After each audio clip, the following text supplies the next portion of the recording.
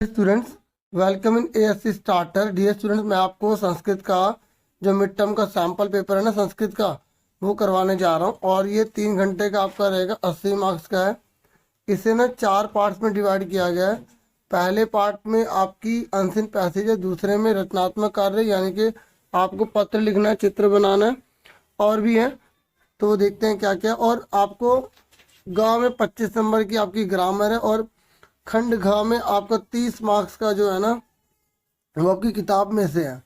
सारे प्रश्न आपको जरूर करने हैं, और प्रत्येक खंड में सारे क्वेश्चन करने की कोशिश करना, क्रम से क्वेश्चन करना, ठीक है। और उत्तर जो है लिखने समय आप क्वेश्चन का ध्यान रखना, क्वेश्चन कौन सा है।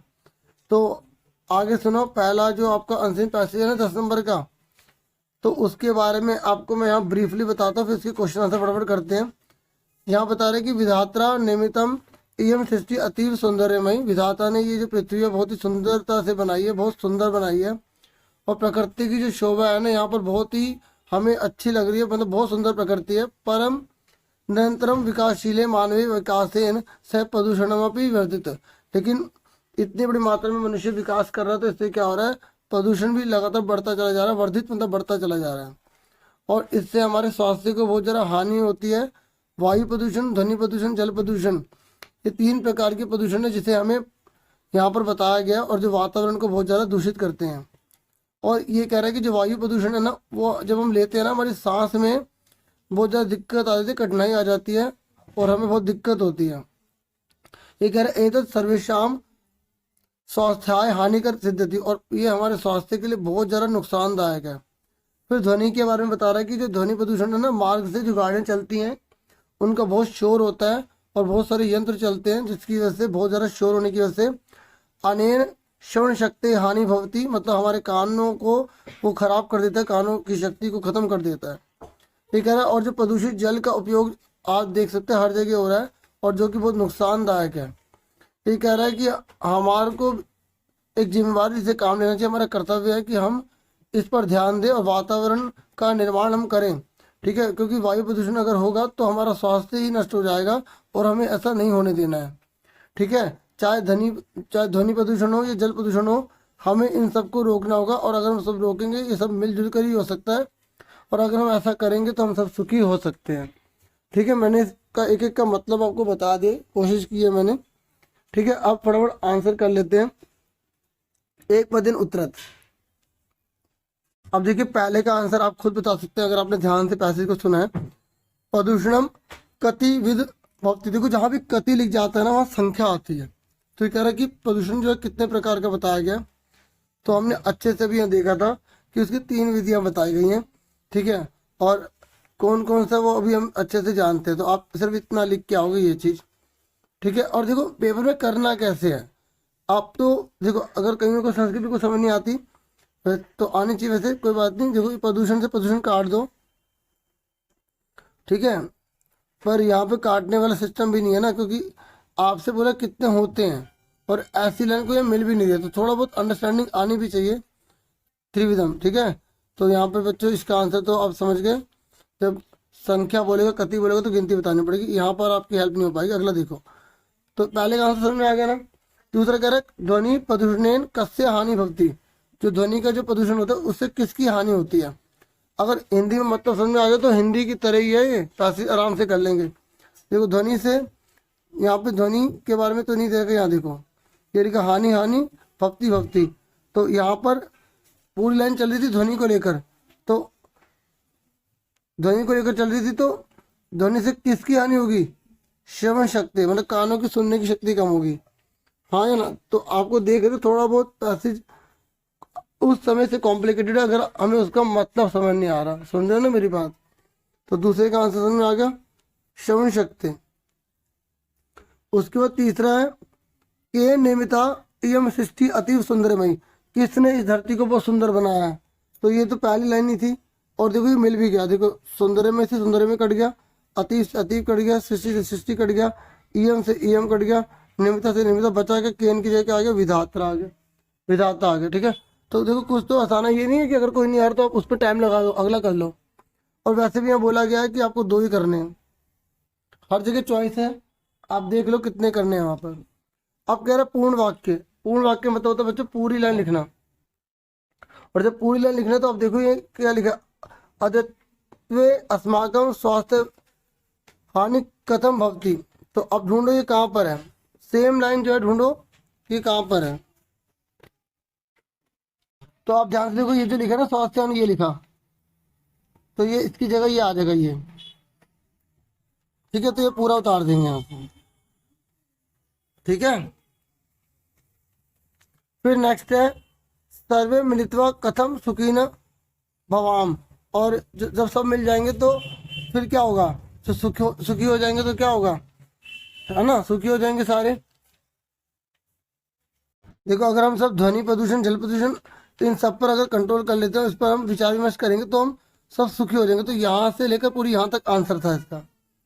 ठीक है, तो सबका प्रयास चाहिए ना इसको दूर करने के लिए। अब थर्ड में बोला कि व्याधि नाम मूलभूत कारणम किम अस्ति। बताओ व्याधि ना का सबसे बड़ा कारण क्या है, जो दुख है, कष्ट है, इसका सबसे बड़ा कारण क्या है। ठीक है, हमने पढ़ा भी था ना जल प्रदूषण, जो जल का पीने का पानी की वजह से हो रहा था, तो ये लिखा गंदा पानी की वजह से। तो पूरी लाइन लिख देंगे यहाँ से यहाँ तक। ठीक है, आगे सन में अब आगे देखो सा, ठीक है, इस कहानी का नाम क्या दोगे। देखो पूरी की पूरी कहानी जो है ना प्रदूषण के ऊपर है, तो हमने इसका कहानी का नाम रख दिया प्रदूषणम। ठीक है, उसके बाद नेक्स्ट बोला गया है कि जो बोला उसके अनुसार आंसर दो। और केवल आपको यहाँ पर 3 करने के लिए बोला गया। ये बोला शीयते का विपरीत शब्द क्या है। शीयते का मतलब होता है कम होना, और उल्टा क्या हो जाएगा, वर्धत। ठीक है, अब देखिए नेक्स्ट है, ये कह रहा है कि यहाँ पर जो है ना क्रियापदस्थे का कर्ता कारक कौन है। तो जो भक्ति है ना, भक्ति, इसका कर्ता कारक कौन है। तो ये कह रहे हैं विकास के साथ प्रदूषण भी बढ़ता है और इससे स्वास्थ्य की हानि होती है। ठीक है, इससे स्वास्थ्य की हानि होती है, तो इससे कौन है, प्रदूषण। तो प्रदूषण पे टिक कर देंगे। ठीक है, तो उसके बाद नेक्स्ट है यहाँ पर कि आपको इसका मतलब बताना। सततम का मतलब क्या होता है, मतलब होता है लगातार, तो निरंतर आ जाएगा। और यहाँ पर बोल रहा है कि इसमें व्याधि नाम में विशेषण पद आपको बताना है। तो ये व्याधि नाम ढूंढो कहाँ पर लिखा है, और जहाँ व्याधि नाम लिखा है उसके आगे वाला शब्द विशेषण वाला होगा। जब हमें विशेषण ढूंढना पड़ता है ना, तो आगे वाला शब्द देख ला करो। तो ढूंढो व्याधि नाम कहाँ लिखा है, हाँ ये रहा, बिल्कुल, वेरी गुड। तो ये आ गया सर्वेशाम। ठीक है, तो इसका आंसर क्या आ गया, सर्वेशाम, ये आ गया। ठीक है डियर, मैंने आपको पैसेज करवा दिए।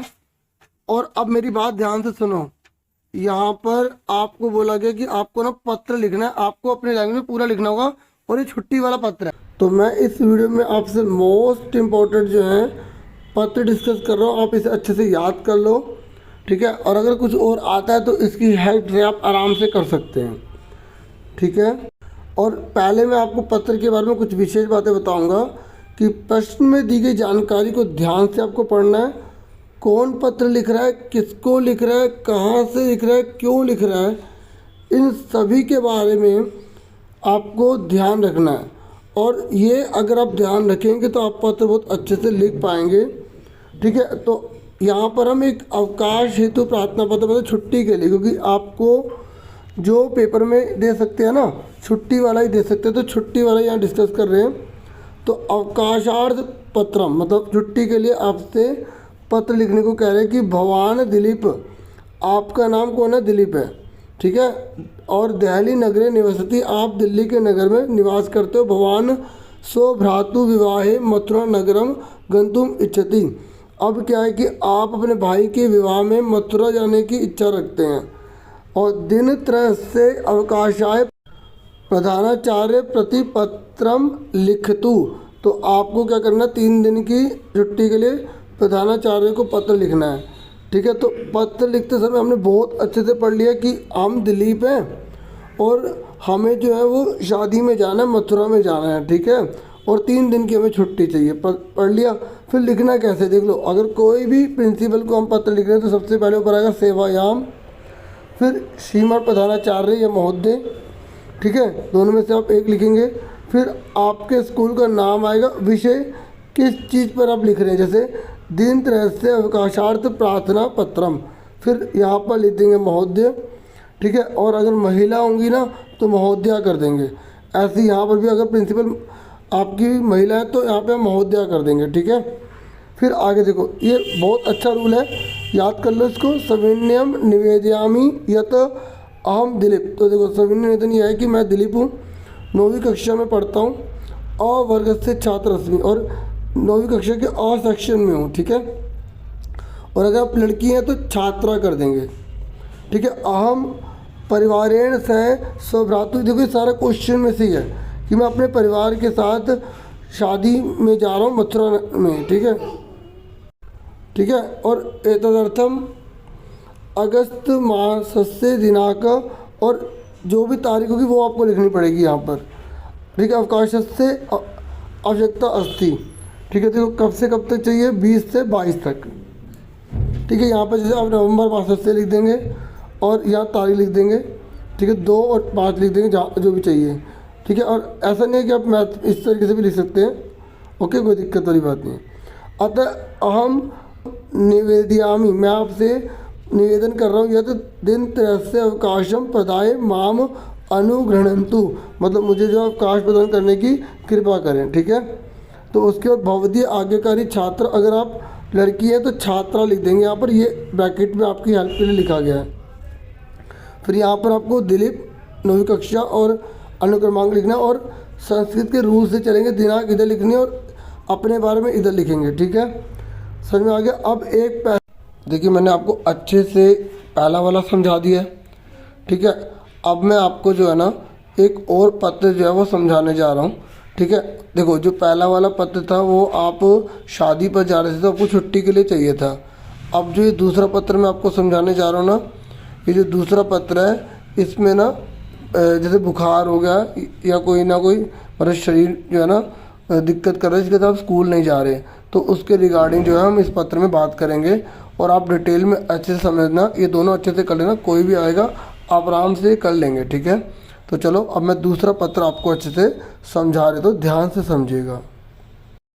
देखो अब ये पत्र 2 है, मैं इसको पढ़ता हूँ और फिर इसको भी आप लर्न कर लेना, अगर अपने आप बना के लिख सको तो और बढ़िया है। देखो भगवती राधिका, अब देखो यहाँ राधिका के लिए कि राधिका जो है ना वो राजस्थान प्रतिशत से, मतलब आप अपने आप को मानोगे, जयपुर नगर में रहती है, और तुम्हें जो है बुखार है, मतलब राधिका को बुखार है और अपने को राधिका मानना है आपको, और आप बुखार से पीड़ित हो, तो 2 दिन की छुट्टी के लिए आपको पत्र लिखना है। तो कैसे लिखोगे, देखो सबसे पहले सेवायाम लिखोगे, फिर श्रीमती प्राचार्य महोदय लिखोगे, फिर इसके स्कूल का नेम आ जाएगा, ठीक है। देखो स्त्रीलिंग है तो इसलिए आ का डंडा लगा रहे हैं, और ये आपको मैंने ऊपर बता दिया था कि पुल्लिंग और स्त्रीलिंग के लिए क्या ध्यान रखना है। अगर मतलब प्रिंसिपल मेल है तो इस तरीके से लिखना है।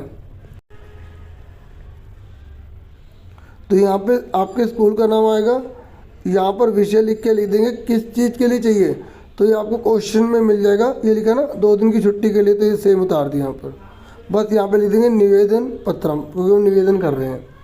फिर महोदय लिखेंगे सविनयम निवेदयामी, कि सविनय निवेदन यह है कि अहम राधिका, मैं राधिका हूँ, 9वीं कक्षा में पढ़ती हूँ, ठीक है। सारा क्वेश्चन में से ही है।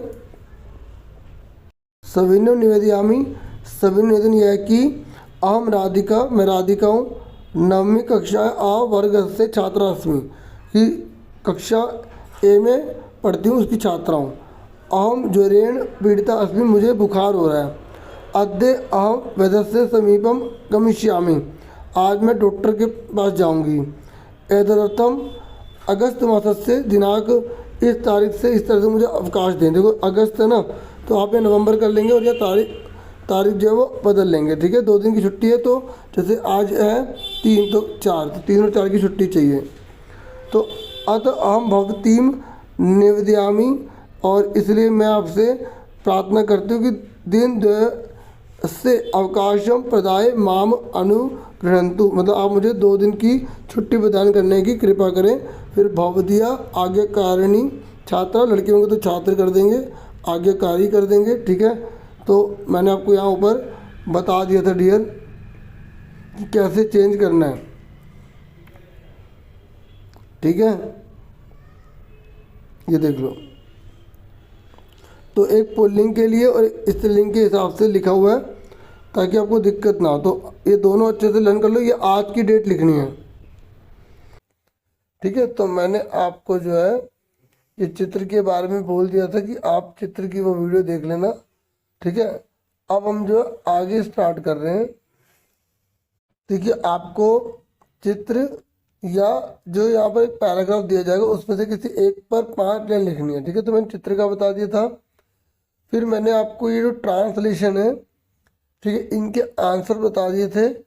और मैं एक वीडियो और जो है मैं अपलोड कर दूंगा, या जो पुरानी वीडियो वो डिस्क्रिप्शन में आपको दे दूंगा, जिसमें ट्रांसलेशन आप अच्छे से कर सकते हैं। ठीक है, और जो खंड गा है, अब इसको स्टार्ट करते हैं और मैं पूरा का पूरा पेपर अब बाकी का बचा हुआ इस वीडियो में आपको फटाफट आंसर आपको प्रोवाइड कर देता हूँ। ठीक है, देखिए यहाँ पर आपको या तो संधि पदम करना है, मतलब जोड़ना है, या संधि विच्छेद यानी कि तोड़ना है। तो यहाँ पर आप देखेंगे, यहाँ लिखा है ने वसत, तो आप इसको तोड़ेंगे तो क्या कर देंगे, नी जमा अवसत। ठीक है, उसके बाद लिखा है जगत जमा ईश, तो हो जाएगा जगदीश। ऐसे पठनार्थम, पठन जमा अर्थम। ठीक है,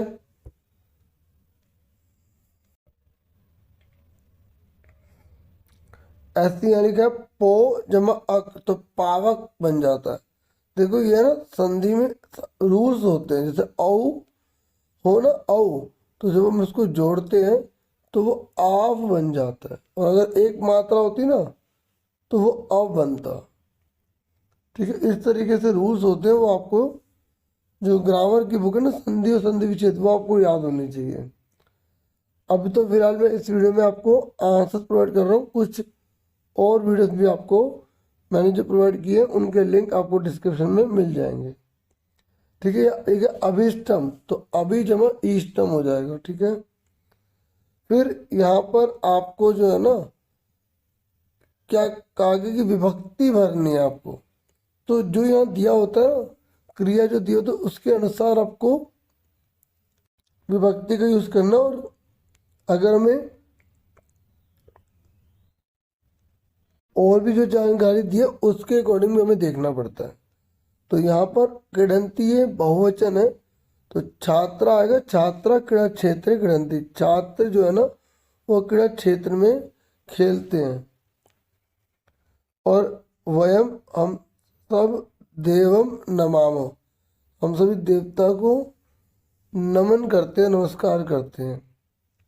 स पाठम पढ़ती, ठीक है, वह पाठ को पढ़ता है। ठीक है, तो क्या आएगा यहाँ पर पाठम। फिर यहाँ मम नाम देवदत्त अस्ति, क्योंकि अस्सी आ रहा तो मम ही आएगा, अहम होता तो अस्मि हो जाता। ठीक है, इस तरीके से आपको ध्यान में रखना पड़ेगा। यहाँ पे ए आ गया, तो कौन सी भक्ति होती है, वो सप्तमी होती है। ठीक है, ए। देखिए एक बार मैं आपको ये सिलेबस दिखा दूं आपका, जो आपको टर्म फर्स्ट का जो आपका पेपर है। ठीक है, तो आप अगर तैयारी कर रहे हैं ना ग्रामर की, तो शब्द रूपाणी में ये वाले आप करें। ठीक है, धातु रूपाणी में ये करने हैं, कारक में आपको द्वितीय तृतीय चतुर्थी को करना है। ठीक है, और प्रत्यय में आपको ये देख लो, क्योंकि अब देखो जैसे एमसीक्यू पे भी अगर आप टिक कर रहे हैं ना, तो अगर आपको पहले से ही पता है कि कौन कौन से हैं, तो अगर कोई और लिखा हुआ है तो आप समझ जाओगे वो है ही नहीं। मेरी बात समझ में आ रही है? तो इस तरीके से ये आप देख लो कौन कौन सा आपके कोर्स में है। देखिए अब मैंने आपको दिखा तो दिया, लेकिन यहाँ विभक्ति जो है सप्तमी दी थी। ठीक है, बाकी पेपर में तो देखो वही आने के चांस है, क्योंकि जो सिलेबस दिखे उसके अकॉर्डिंग देना चाहिए। आगे देखते हैं, जैसे यहाँ पर अब आपको क्रियापद भरना है, तो अहम है तो क्या आएगा, गच्छामी आएगा। छात्र है बहुवचन है तो क्या आएगा, गच्छन्ति आएगा। ठीक है, और जो स्व भविष्य काल के लिए होता है, तो आधा शार या लगेगा, उसके वजह ते है, तो ते के हिसाब से क्या आएगा, गमिष्यति। ठीक है, लिख दिया आंसर मैंने। और हय मतलब तो बीता हुआ कल, जो मतलब कल था जो बीत गया है, तो जब भूतकाल होता है तो आगे आ लगता है। तो अब देखो आगे कौन सा, और तोम के हिसाब से कौन सा लगेगा, तो तोम के हिसाब से जो यहाँ पर खा लगेगा, जो मैंने यहाँ लिख दिया। फिर वयम ग्रह प्रति डैश, तो वयम के साथ क्या लगेगा, माँ, तो उसमें जो विसर्ग लगता है तो ये चलाम हो जाएगा। ठीक है, एक चीज़ मैं आपको और दिखा रहा था जिससे कि अगर आप उसको थोड़ा देखेंगे तो आपकी हेल्प हो जाए। देखिए ये जो है ना सर्वनाम चार्ट जो है आपकी काफ़ी हेल्प कर सकता है। जैसे वा और सा अगर आप शुरू में देखते हैं तो आप देखिए क्या लगाना है। देखो ये लिखा ना, जैसे सा लिखा था तो लास्ट में ती होना चाहिए, तो आए तो होना चाहिए, ते आए तो अंति होना चाहिए। ठीक है, ऐसे ही अगर तोम आता तो सी, युवा में तो था, और यूएम आता तो था। ठीक है, ये आपकी हेल्प कर सकता है। ठीक है, मैं थोड़ा सा ही आपको यहाँ पे दिखा रहा हूँ, अहम का, अवाम का और वयम का। ठीक है, ये रूल्स होते हैं जिससे हम संस्कृत को आराम से आसानी से कर सकते हैं। ये अनुवाद है, आप पढ़ सकते हैं अभी। और जो कारक होते हैं ना, कारक, तो कारक में जैसे कौन सा कैसे लगाना है, तो ये वाक्य भी है। ठीक है, तो प्रथम में क्या लगाना है, तो ये इस तरीके से आप इनकी पहचान कर सकते हैं थोड़ा बहुत। अब आप आगे देखिए, ग्रामम परित वनानी संति, मतलब गांव के चारों ओर जो है ना वो क्या है, वन है, तो यहाँ ग्रामम आएगा। और यहाँ पर जो है बालिका जनकेन सह आपणम गच्छति आएगा, यहाँ पर ये जनकेन, यहाँ से श्री गुरुवे नमः आएगा, यहाँ पर गंगा हिमालयात प्रवहती ये आएगा, और यहाँ इंद्राय स्वाहा। ठीक है, इस तरीके से मतलब मैंने आपको जो दिखाया चौथी विभक्ति तीसरी विभक्ति उसके अनुसार, और आप अगर ध्यान रखेंगे तो आप आराम से कर सकते हैं। और उसके बाद आपके प्रत्यय हैं।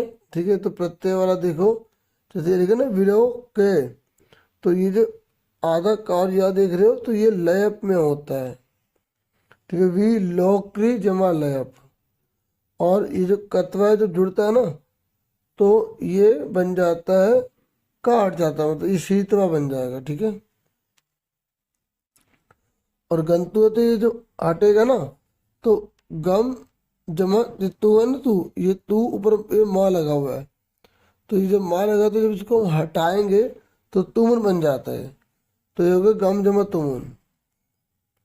और ऐसे रिश्तवा है, और देखो रिश्तवा आ गया। ठीक है, तो आप बताइए क्या होगा इसमें, तो वही वाह आ गया ना, वाह, तो कतवा हो जाता है। ठीक है, ये अभी हमने ऊपर ही करा था, ये देखो करा था ना, वही है। फिर आगे हमें गिनती करने के लिए कहा गया, तो गिनती तो आपको पूरी 50 तक आनी चाहिए। चतवारिशत, यहाँ त्रिशत, ये 9 लिखे तो 9, 6 लिखे तो 6, और मम लिखे तो मेरे, तो आपको 1 से लेकर 5 तक याद रखना पड़ेगा कि जो चेंज होता है। ठीक है, तो यहाँ 2 आ जाएगा। उसके बाद ये हमें बोला गया है कि आपको उपसर्ग अलग करने, सबसे आसान है डियर, इसमें आप आराम से स्कोर ले सकते हो। जैसे यहाँ लिखा है वी, तो ये उपसर्ग है, तो वी जब मैं तब हिंदी में जैसे होता है वैसे ही है।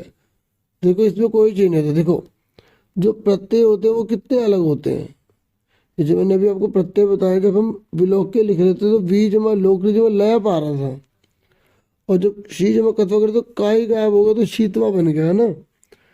तो यहीं पर मैं कह रहा हूँ कि ये बिल्कुल हिंदी के तरह वी जमा तरती हो जाएगा, अनुभक्ति का अनु जमा भक्ति हो जाएगा। ठीक है, और इसको जोड़ेंगे ना निर्जमा गच्छति, तो देखो निर्गच्छति रहेगा, अनुसरंती, अनुजमा संति, और विजमा हरंती, विहरंती।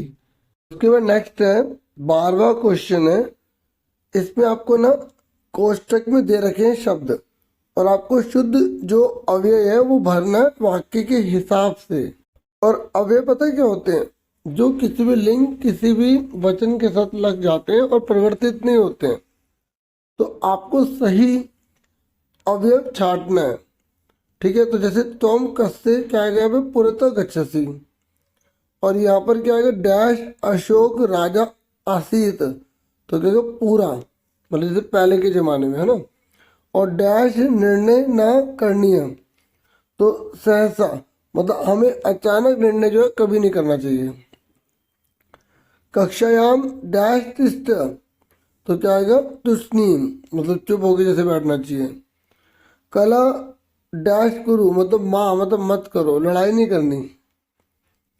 फिर देखिए आपकी बुक का ही है ये, ठीक है। जब एक गांव में एक निर्धन जो बूढ़ी औरत रहती थी ना, तो उसने चावल वगैरह रखे थे, तो कौवा किस तरीके से वो खा जाता है, तो वो कहते कि तेरा इसका मूल्य मिल जाएगा। तो उसी के रिगार्डिंग ये है। तो हम इसको देखिए, यहाँ पर है निर्धना वृद्धा कुत्र नवसत, तो आपको एक शब्द में आंसर देना है। तो जो यहाँ बोला गया ना कि जो वृद्धा है वो कहाँ रहती थी, तो आप ये मत सोचना स्त्री लिखना है। यहाँ बोला गया कुत्र कहाँ, तो ग्राम में आएगा। उसके बाद में नेक्स्ट बोला गया था का रोधी तुमरा वृद्धा, तो कौन जो है रो रही थी, क्योंकि उसके चावल जो है वो कौवे खा रहे थे, इसलिए बालिका, तो इसके अंदर बालिका आएगा। तो ढूंढ के लिखना होता है। अब जैसे लिखा क तंडुल मूल्यम दास्यति, मतलब कौन चावल का मूल्य जो है वो दे देगा। तो या आम लिखा, तो आम कौन है काक, तो आप जो है ना स्वर्ण काक लिखोगे, सुन रहे हो। तो इस बात का आपको ध्यान में रखना है। तो वैसे भी ये आपके ना बुक है, तो आप इसमें थोड़ा सा ही ध्यान रखेंगे, एक एक लाइन अच्छे से आपको आनी चाहिए अपनी बुक की, ठीक है। बाकी नहीं तो फिर तो तुक्का थोड़ा सा लग जाएगा, स्वर्ण काक हम लिख देना। फिर एक है पूर्ण वाक्य में, तो इसका पूरा आंसर क्या होगा, काक किम प्रोवाच। तो अब देखो बाकी में आप यहाँ पे मैंने निशान लगा दिए, आप आराम से देख सकते हैं, ये रहा। फिर यहाँ आपसे सेकंड में बोला गया माता पुत्रीम किम आदि देश, तो आदि देश ढूंढो कहाँ लिखा है। तो आप देखेंगे ना यहाँ पर लिखा है आदि देश, तो आप एकदम माता सल्याम या पूरा का पूरा यहाँ तक लिख सकते हैं, नहीं तो आप इतना लिख सकते हैं कि ये, ठीक है, जो मेन आंसर है। ओके, तो उसके बाद तो यहाँ पर नेक्स्ट है बालिका कथा रोधी तुम्हारब्धा, तो आप जब देखेंगे तो ये आपको आराम से मिल जाएगा, ये पूरी लाइन आप लिख देंगे, ठीक है। तो अब फिर आगे हमसे बोला गया कि आपको दो प्रश्न करने हैं। धनिक का विपरीत शब्द क्या होगा, निर्धना, ठीक है। और यहाँ पर बोला कर्ता कारक कौन होगा, दस्यामी का, तो अहम, तो अहम दुभ्यम तंडुल मूल्यम दस्यामी, तो अहम की ब्रैकेट में काक भी लिखते थे क्योंकि कौवा था ना वो, ठीक है। उसके बाद इस कहानी में खाद्य का अर्थ क्या है, तंडुल, ठीक है, खाने की चीज हमने बता दी, ठीक है। तो उसके बाद नेक्स्ट आपका है, उसके बाद 14 है ना, तो यहाँ पर आपको दोहा दे रखा है, ये आपकी संस्कृत की बुक है ना, तो उसमें आपको पंचम अध्याय है, ठीक है। तो उसी में से, तो उसमें से एक पक्का आएगा, हर किसी का मीनिंग आप पढ़ लो, अच्छे से कर लो। तो इसकी हिंदी तो मैं बता ही देता हूँ। तो जैसे श्वेताम का मतलब होता है सुनो, ठीक है। तो धर्म सर्व स्वम, इसका मतलब होता है धर्म का सार, मतलब धर्म का सार हमें सुनना चाहिए। फिर श्रुत्वा चेवावधारिताम, मतलब हमें जो है ना क्या बोल रहा है कि हमें जो धर्म जो हम सुन रहे हैं ना, जब हमने सुन लिया तो उसको सुनने के बाद उसको हमें क्या करना चाहिए, विचार करना चाहिए कि हमने क्या सुना है। फिर आत्मन प्रतिकुरानी परिश्रामना समाचरित, फिर हमसे ये सिखाया गया है कि जो व्यवहार, ठीक है, मतलब प्रतिकूल हो, मतलब अनुचित ना हो, रुचिकर ना हो, अच्छा ना हो, ठीक है, उसे दूसरों के प्रति आचरण ना करे। परेशान मतलब दूसरों के प्रति ना, समाचरित मतलब आचरण ना करे, मतलब जो दूसरों को बेकार लगता है वो हमें नहीं करना चाहिए। तो किम श्वेताम, हम किसको सुने, धर्म सर्वस्व, मतलब धर्म के सार को। श्रुत्वा च किम कृताम, और जो सुन लेते हैं तो वो क्या करें, अवधारिताम मतलब उस पर विचार करें। प्रतिकूलानि केषां न समाचरेत। तो जैसे अगर प्रतिकूल समय है, ठीक है, तो हम जो है आचरण ना करें, ठीक है, किसके प्रति, परेशान मतलब दूसरों के प्रति, ठीक है। देखिए आप यहाँ पे भी कर लेते हैं, ये कह रहे किम अवधार्यताम, तो हमें जो है वो किस चीज को जो है अवधार्य करना चाहिए, तो आप लिखोगे धर्म सरस्व को, ठीक है, तो ये आप आंसर लिख दोगे। फिर यहाँ पर बोला गया है कि किम न समाचरेत, तो मतलब जो किसके प्रति में आचरण जो है वो नहीं करना चाहिए, तो आप ये पूरी लाइन लिख देना, ठीक है। दूसरा, फिर धर्म सरस्व श्रुत्वा किम कुरुताम, जब हमें धर्म का सार सुन लेते तो हमें क्या करना चाहिए, तो इसका आंसर ये है, ठीक है। आप पूरा लिखना चाहिए, पूरा भी लिख सकते हैं। अब हम 15 क्वेश्चन करते हैं। देखो थोड़ा बहुत बता रहा हूँ कि ये चंदन है ना, तो वो जो है ना, वो उसकी जो पत्नी है मल्लिका, वो लड्डू बना रही थी, वो लड्डू उसके हाथों में देखता तो उसकी जीभ जो है वो मतलब उसका मन करता है कि मुझे ये लड्डू मिल जाए, तो वो कहते नहीं भाई ये तो मैं पूजा के लिए इस्तेमाल करूँगी, तो उनको पूजा करो। फिर उनकी पूजा यहाँ नहीं करनी, पूजा जो है भोलेनाथ की नगरी काशी विश्वनाथ मंदिर में जाऊंगी, वहाँ करूंगी, तो ठीक है। और वहाँ पे धर्म स्नान करूंगी, धर्म यात्रा करूंगी, ठीक है। तो इस तरीके से था, तो फिर उसके आंसर है, तो आंसर कानी पूजानी मितानी संति, तो किससे पूजा करनी थी, मोदक कहानी से। मतलब देखो अगर कुछ समझना ना, जैसे कहानी लिखा है तो मोदक कहानी, तो इस तरीके से अक्षर आप ढूंढ सकते हैं, ठीक। किसके प्रसाद खाने की इच्छा थी, चंदन के। मल्लिका का भी सहगमी क्षति, वो किसके साथ गई थी, अपनी सहेलियों के साथ, ठीक है। सौ सखी भी लिखा ना, सखी, तो आगे सौ और पीछे भी लग गया। ये आपको आगे देखो। फिर पूर्ण वाक्य है, तो पूर्ण वाक्य का भी देख सकते हो, ठीक है। और देखो मल्लिका प्रातः कुत्र गमिष्यति, क्वेश्चन है कि फिर ये मल्लिका ये जो है ना कल जो सुबह है वो कहाँ जाएगी, तो वो भोले की नगरी में जाने के लिए कह रही। देखो ये जो पूर्ण वाक्य के आंसर है ना, ये ऊपर ही अंडरलाइन कर दिए गए हैं, ठीक है। आप आराम से ये पूरा नोट कर सकते हैं, मतलब समझ सकते भी हैं, ठीक है। और तो उसके बाद जैसे ये वाला है कि जो चंदन है वो किस चीज़ को कंट्रोल करने में जो है ना, मतलब कौन सी चीज़ है जो कंट्रोल नहीं हो पा रही है, तो उसकी जीभ लुप्त, जीभ में उसके स्वाद ऐसे आ रहे हैं कि वो छोड़ नहीं पा रहा, तो यहाँ पर ये आंसर था, ठीक है। तो अब आगे सुनो, यहाँ पे जैसे समर्थ का बोला गया है कि विपरीत क्या होगा, अक्षम होगा, ठीक है।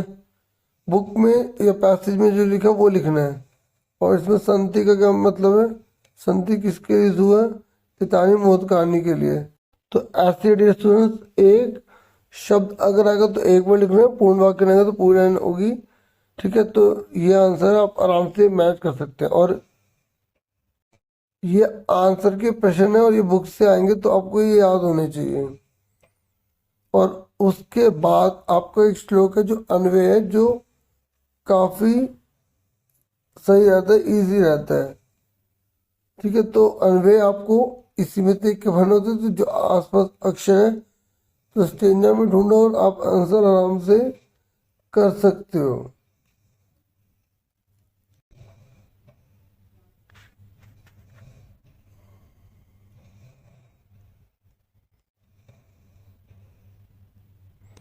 तो ये है आपके अन्वय, तो आप इसको देख के आराम से यहाँ भर सकते हैं, ठीक है। उसके बाद आपकी उल्टी सीधी कहानी आएगी, पूरी सीधी करनी होगी।